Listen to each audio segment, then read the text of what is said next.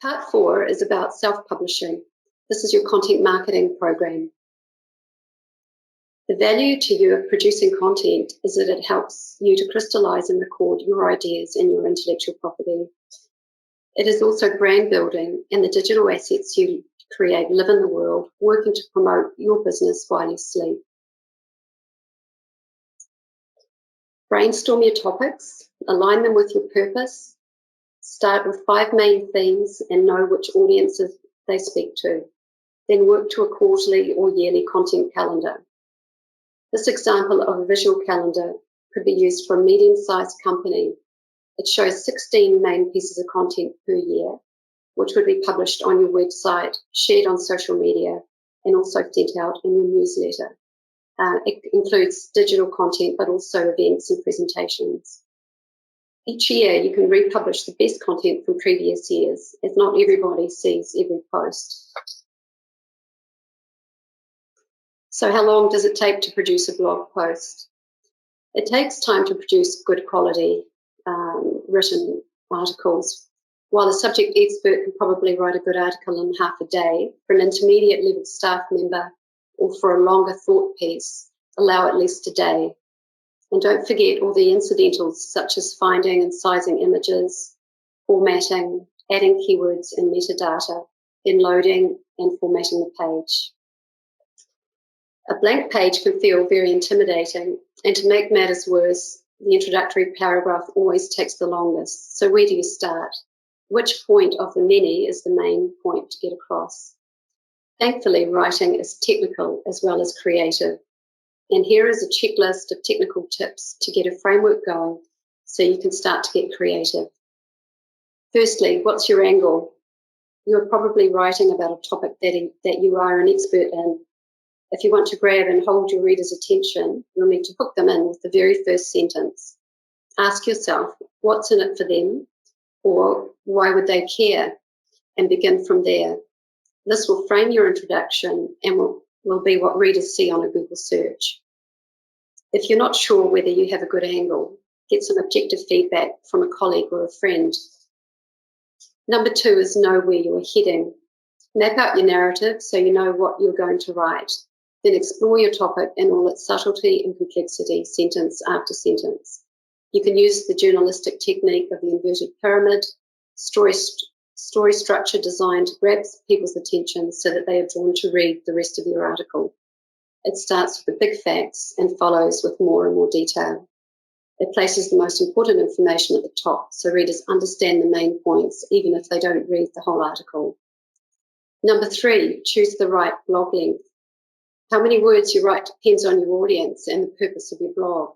If you have a professional audience, for example, who want to widen their knowledge about a topic, 900 to 1200 words would suit. Some might read for longer, depending on the topic size and complexity. But if you write for a member of the public who is reading recreationally, 600 words would be adequate. Number four, your blog title. Make your title interesting. It should tell the reader something about the topic, but in a unique and intriguing way to entice them to read on.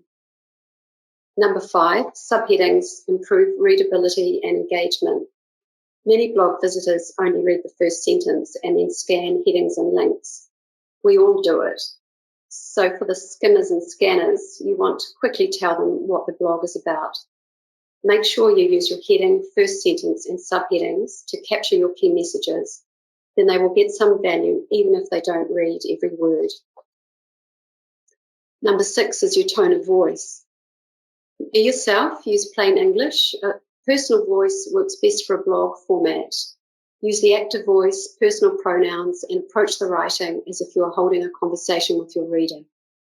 For thought leadership articles, you can be a bit more formal. A good reference is some of the writing you find on a museum website by the curators. They write about complex topics, but they make ideas very accessible. Number 7, use short sentences and paragraphs. It's harder to read from a screen than it is in print. Studies show we are 20% slower reading online. So keep your reader alert by using short sentences and paragraphs. 24 words per sentence, 12 words in a line, and 40-word paragraphs make a good user-friendly page. And number 8, connect and hyperlink. The web is built on hyperlinks. By linking to related topics, either pages within your website or to other websites, you become even more helpful and useful to your readers. External links also help to increase your website search engine rankings. And to finish today, I'll leave you with a few story ideas to inspire your writing, ones that don't rely on new projects being completed.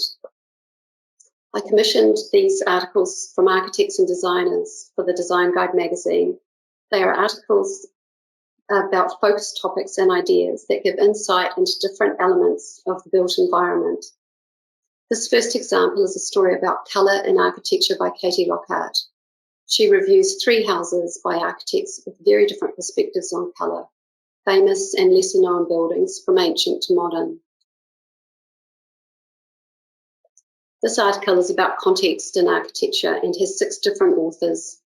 In 200 words each, the contributors review a project from the last 2 years and explain how each house responds to its context.